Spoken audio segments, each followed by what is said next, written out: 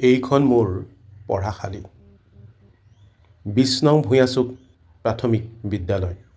বিংশ শতিকাৰ ৪০ দশকত জ্ঞানৰ পোহৰ বিলাবলৈ এচাম বিদ্যানুৰাগী নাগৰিকে প্ৰতিষ্ঠা কৰা এই ২০ নং ভূঞাচুক প্ৰাথমিক বিদ্যালয়ৰে মই ছাত্ৰ আছিলোঁ।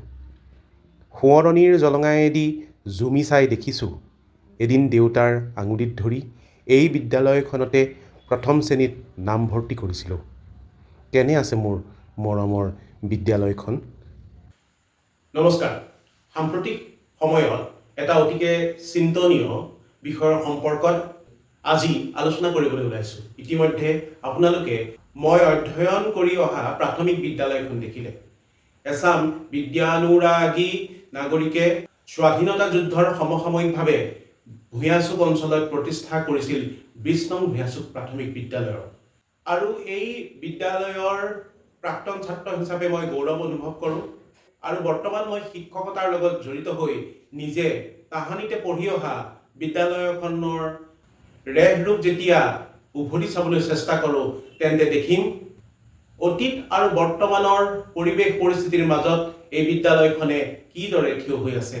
প্ৰথম কথাটো হ'ল, মোৰ সময়ত যেতিয়া মই পঢ়িছিলোঁ বিদ্যালয়খনত তেতিয়া পনিয়লি ঘৰ আছিল আৰু বৰ্তমান চৰকাৰৰ সাহায্যপ্ৰাপ্ত অতিকে সুন্দৰ ঘৰ আমি সকলোৱে দেখিছোঁ। কিন্তু এই ঘৰ সুন্দৰ সুন্দৰ আচবাব অন্যান্য সুবিধাৰ মাজত থাকিও বিদ্যালয়খনত যেন লাহে লাহে অধ্যয়ন কৰিবলৈ অহা ছাত্ৰ ছাত্ৰীৰ সংখ্যা কমি আহিছে। ইয়াৰ মূল কাৰণ কি? এই কাৰণ সম্পৰ্কত আলোচনা কৰিবলৈকে আজিৰ এই ভিডিঅ'টো প্ৰস্তুত কৰিলোঁ। অতি সম্প্ৰতি বাতৰি কাকতৰ শিৰোনাম দখল কৰা এটা বাতৰি হ'ল যে অসমত ক্ৰমাৎ চৰকাৰী মাধ্যমৰ যিখিনি বিদ্যালয় সেই বিদ্যালয়সমূহ বন্ধ হোৱাৰ উপক্ৰম ঘটিছে। ইয়াৰ মূল কাৰণ পৰ্যবেক্ষণ কৰি সমালোচকসকলে বিভিন্ন তত্ত্ব আগবঢ়াইছে আৰু মই গুগলৰ পৰা প্ৰাপ্ত তথ্য য'ত অসমত সম্প্ৰতি বন্ধ হোৱা বিদ্যালয়ৰ খতিয়ান দাঙি ধৰা হৈছে সেই খতিয়ানটো দাঙি ধৰিছোঁ। এইটো হ'ল সেইটো খতিয়ান। এই খতিয়ানত ভয়াৱহ ৰূপত সাম্প্ৰতিক অসমৰ চৰকাৰী মাধ্যমৰ বিদ্যালয়ৰ যি দুৰৱস্থা সেয়া প্ৰতিফলিত হৈছে।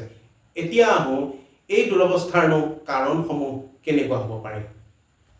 চৰকাৰী মাধ্যমৰ বিদ্যালয়সমূহ বন্ধ হৈ যোৱাৰ মূল কাৰণটো হ'ল ছাত্ৰ ছাত্ৰীৰ অভাৱ।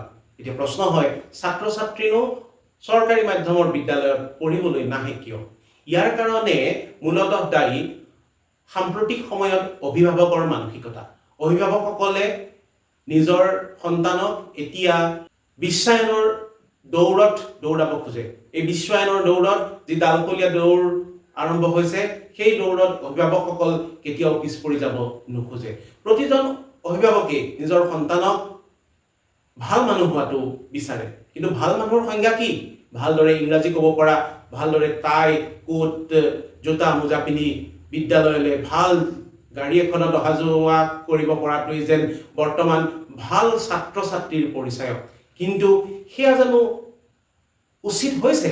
সেয়া উচিত হোৱা নাই। কাৰণ শিক্ষাৰ্থীৰ মানদণ্ড নিৰ্ধাৰণ কৰে বিদ্যালয়ত প্ৰৱৰ্তিত শিক্ষাই আৰু সেই শিক্ষা প্ৰদান কৰে একোজন শিক্ষকে।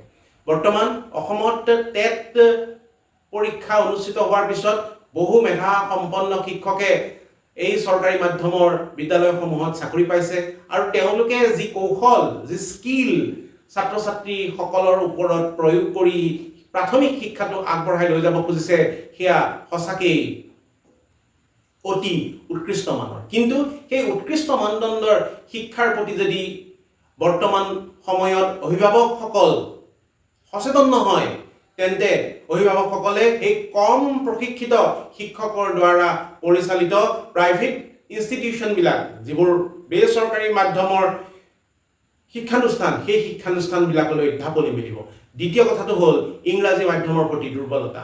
এই ইংৰাজী মাধ্যমৰ প্ৰতি দুৰ্বলতাই বৰ্তমান অভিভাৱকসকলক চৰকাৰী বিদ্যালয়সমূহৰ পৰা বেচৰকাৰী বিদ্যালয়লৈ ঢাপলি মেলিবলৈ উৎসাহ যোগাইছে। কিন্তু এইখিনিতে উল্লেখ কৰিব বিচাৰোঁ, এই যে ইংৰাজী শিক্ষাৰ প্ৰতি তীব্ৰ টান সেয়া কিন্তু এটা হাঁহি উঠা কথাহে। কাৰণ ভাৰতবৰ্ষত ইংৰাজসকলে কেৱল কেৰেণী মহৰীৰ ভাষা হিচাপে ইংৰাজী ভাষাটো আৰম্ভ কৰিছিল আৰু বৰ্তমান আমাৰ অভিভাৱকসকলে এই একবিংশ শতিকাটো ভালদৰে বুজি উঠিবলৈ সক্ষম হোৱা নাই। কেৰেণী মহৰী ভাষা শিকাৰ যি লালসা, যি উন্মাদনা, সেই উন্মাদনাত যেন আমি নিজৰ চৰকাৰী মাধ্যমৰ বিদ্যালয়সমূহত শিক্ষা আহৰণ কৰিবলৈ কুণ্ঠাবোধ কৰিবলৈ ওলাইছোঁ।